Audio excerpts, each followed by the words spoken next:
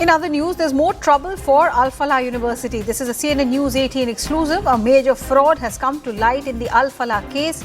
Investigators found that land in Khasra number 792 in Madanpur, Khadar was illegally sold using a forged general power of attorney allegedly created in the name of landowners who had died decades earlier.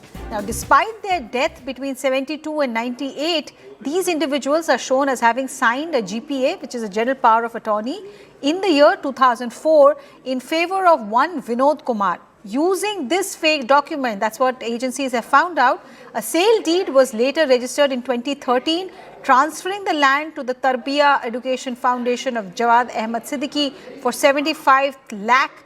Intel sources reveal that the GPA was fabricated, signatures forged and the land wrongfully acquired, making the foundation the ultimate beneficiary of the fraud. So that's what Manoj Gupta has learned. There is more trouble for the Falah Trust. The Falah University is already facing a lot of scrutiny for the way its doctors, its employees, Dr. Umar Nabi, who carried out the Red Fort blast allegedly, and also Dr. Muzammil and Dr. Shaheen, who have been arrested by NIA. They're all part of Falah. There is also the UGC, which is scanning the Falah's accreditation, and now this land fraud. Anand Narsimhan is with me on the broadcast. Anand, more details? Yes, Manoj Kumar Gupta getting us these details, and this is a big exclusive here at CNN News 18, and this is quite big, that for a transaction of 75 lakh rupees, huge parcels of land that actually were in a way benami because the people were dead, and some even about 15 years before the agreement was signed in 2004. So how did their thumbprints come, and how could they even give GPAs or the general power attorneys? These power attorneys were given, and then the land was transferred to this trust that is owned by Jawad Siddiqui. So clearly the entire land holding itself is dubious, and the whole transfer of this is also dubious. And now the next question would be, under which political regime did it happen, and was there a certain political patronage or a blind eye turned when this deal actually happened? And perhaps that would be the next step. But clearly the grounds where the Falah University today stands itself is perhaps being bought in a very, very dodgy way, and there is clear fraud that's been committed. And even as the authorities get to the bottom of it, questions loom large on whether or not the university itself will be allowed to function if it is standing on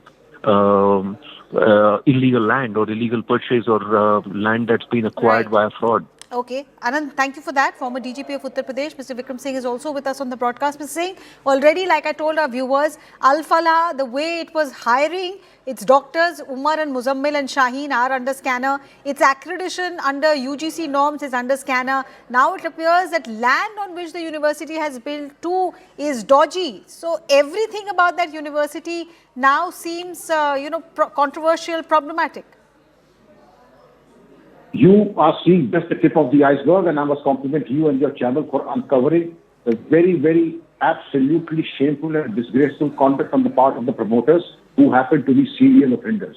You mentioned it rightly that the NAC certification, the grabbing of land, and all fudging of statements and the documents to procure land forcibly, also construction of what you will never find, underground madrasa with reinforced concrete cement and fortified walls.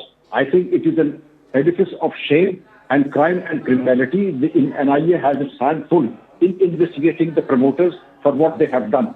This is a fraud on the people of Haryana and India, and they should be investigated very thoroughly. They got away with their earlier mischief and crimes, criminal conspiracy, forgery, NAC certification, other certification, and also hiring all those who would deserve to be India's most wanted today.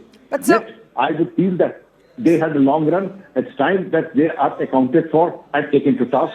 But sir, since these frauds are happening at such a wide manner, at such multiple levels, at the level of buying the land, at the level of getting the accreditation, and then kind of staff that they were hiring, does it look like that the administration also has much to answer?